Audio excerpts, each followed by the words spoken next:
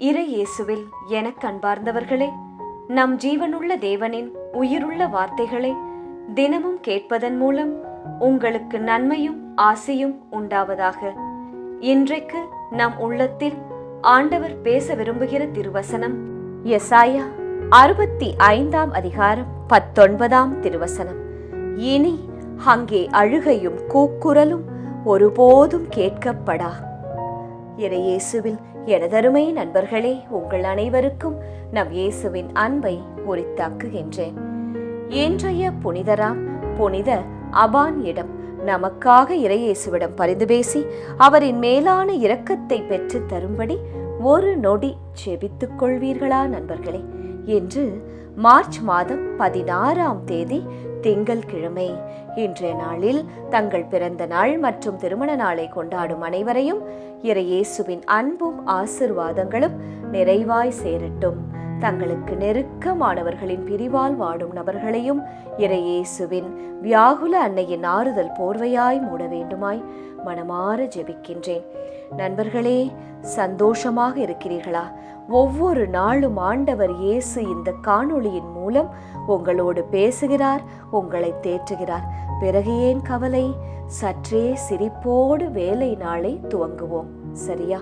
வாழ்வில் எந்த தாக்குதல் வந்தாலும் சரி நண்பர்களே, கலங்காதீர்கள், பயப்படாதீர்கள், தாமதிக்காமல் ஜெபிக்க துவங்குங்கள்.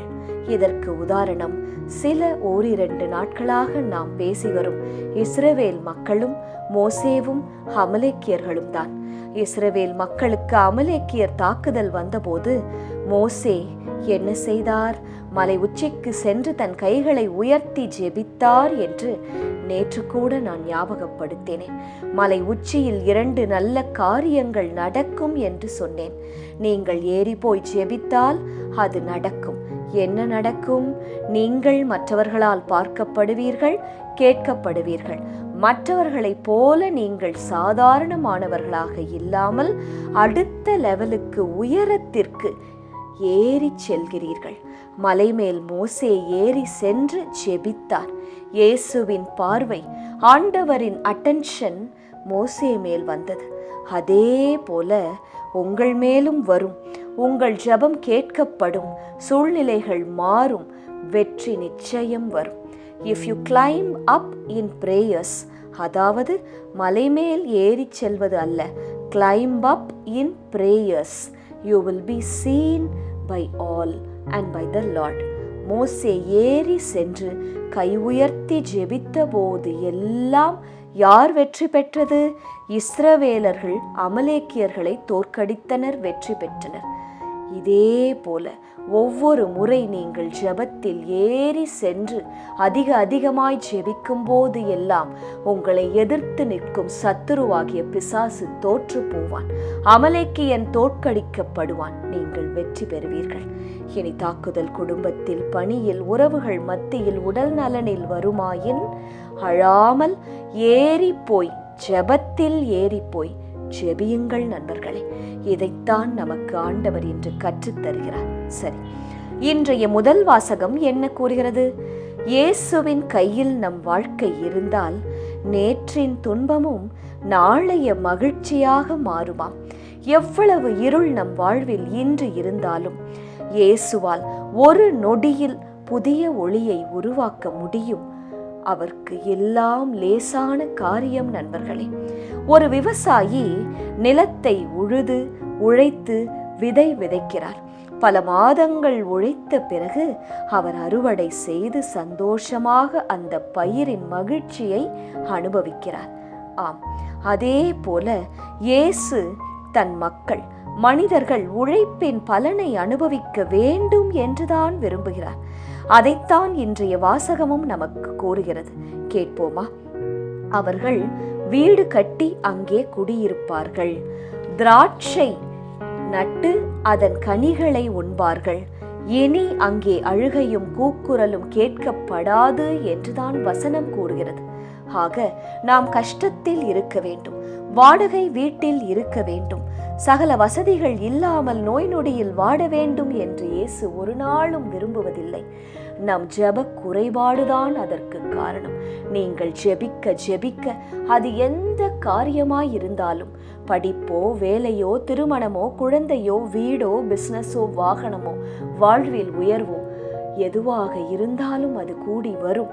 நீங்கள் வீடு கட்டி குடியிருப்பீர்கள், திராட்சை நட்டு அதன் கனிகளை உண்பீர்கள், இனி அழுகை கூக்குரல் கேட்கப்படாது என்று ஆண்டவர் வாக்கு தந்து விட்டார். அந்த வாக்கை நாம் சொந்தமாக்கிக் கொள்ள வேண்டும். எழுதி வைத்து தினமும் அந்த வசனத்தை சொல்லி சொல்லி ஜெபிக்க வேண்டும். அது அப்படியே நடப்பதை காண்பீர்கள்.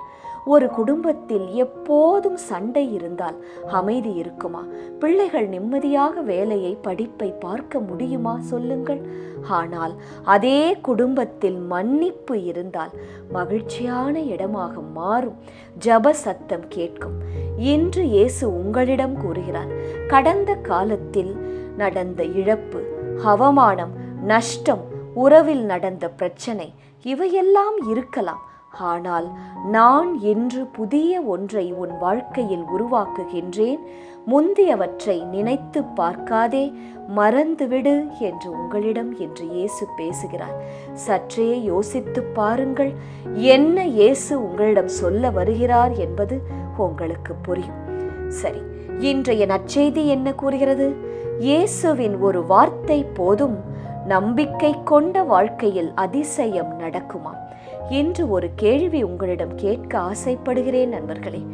நான் இயேசுவின் வார்த்தையை உண்மையாக நம்புகிறேனா இல்லையா? சில நேரங்களில் நோய், கவலை நம்மை பின்னே தள்ளலாம், ஜெபிக்க நாம் மறக்கலாம். ஆனால் இயேசுவின் வார்த்தையில் நம்பிக்கை வைத்தால் இயேசு உங்கள் வாழ்க்கையில் நிச்சயம் தலையிட்டு செயல்படுவார். அவரும் அவர் வீட்டார் அனைவரும் இயேசுவை நம்பினர் என்று ஒரு வசனம் இன்றைய நற்செய்தியில் இருக்கிறது. நானும் என் வீட்டாரும் சதா காலமும் இயேசுவையே சேவிப்பேன் என்று இன்று நீங்கள் முடிவெடுங்கள். மாற்றத்தை காண்பீர்கள். நீங்கள் ஒருவர் ஜெபிக்க ஆரம்பித்து விட்டால், ஜபமாலை செய்ய, தவக்காலத்தில் சிலுவை பாதை செய்து ஒப்புக் கொடுக்க, காலையிலும் இரவிலும் ஜெபிக்க ஆரம்பித்து விட்டால் நிச்சயம் உங்கள் குடும்பமும் மாறும். ஜெபத்தில் அன்றாடம் இயேசுவின் வார்த்தையை கேட்பதில் அன்றாடம் நீங்கள் செலவிட்டால் அதில் உள்ள வல்லமையை நீங்கள் கண்ணார காண்பீர்கள் நண்பர்களே. இன்றைய திருப்பாடல் வழி ஜெபிக்கலாமா? ஆண்டவரே, உம்மை நாங்கள் புகழ்வோம், ஏனெனில் எங்களை கைதூக்கி விட்டீர். ஆம் இயேசுவே, படுகுழியில் இருந்த என்னையும் என் குடும்பத்தையும் கைதூக்கி இன்றே மேலே அமர வைத்திருக்கின்றீர். நன்றி இயேசுவே. ஆண்டவரே, உம்மை ஏற்றி புகழ்வேன், ஏனெனில் நீர் என்னை கைதூக்கி விட்டீர். என்னை கண்டு என் பகைவர் மகிழ நீர் விடவில்லை இயேசுவே. அவர்கள் கண்களுக்கு முன்பாக என்னையும் என் சந்ததியையும் நீர் ஆசிர்வதிக்க வேண்டுமாய் ஜெபிக்கின்றேன். ஆண்டவரே, நீர் என்னை பாதாளத்தில் இருந்து ஏறி வரச் செய்தீர். சாவுக்குழியில் இறங்கிய எனது உயிரை காத்தீர். ஆம் இயேசுவே, இனி ஒரு நாளும் நான் பழையவற்றை நினைக்காமல் ஜெபத்தில் மோசேவை போல மேலே ஏறி வர, கை உயர்த்தி ஜெபிக்க, காலையிலும் மாலையிலும் இரவிலும் குடும்பமாய் கூடி ஜெபிக்க, சிலுவை பாதை செய்து ஒப்பு கொடுக்க எங்களுக்கு அருள்தாரும் இயேசுவே. ஆண்டவரை புகழ்ந்து பாடுவேன், தூயவராம் அவரை நினைத்து நன்றி கூறுவேன். அவரது சினம் ஒரு நொடி பொழுதுதான், அவருடைய கருணையோ என் வாழ்நாள் எல்லாம் இருக்கும். உமது கருணை என் வாழ்நாளெல்லாம் இருக்க இந்த வசனத்தை சொல்லி ஜெபிக்கிறேன் அப்பா. அப்படியே எனக்கு நீர் செவிசாய்த்தருள வேண்டுமாய் விசுவசிக்கின்றேன் ஆண்டவரே. ஆமேன். இயேசு கிறிஸ்துவின் பெரிதான நாமத்தின் நிமித்தம் ஜெபிக்கிறோம். ஆமேன். ஒவ்வொரு நாளும் உங்கள் உள்ளத்தில் ஆண்டவர் பேச விரும்புகிற இறை வார்த்தையை தெரிந்து கொள்ள ரோசரி பிரேயர்ஸ் சேனலை சப்ஸ்கிரைப் செய்யுங்கள். மேலும் உங்கள் நண்பர்கள் மற்றும் உறவினர்களுடன் ஷேர் செய்யுங்கள். நன்றி.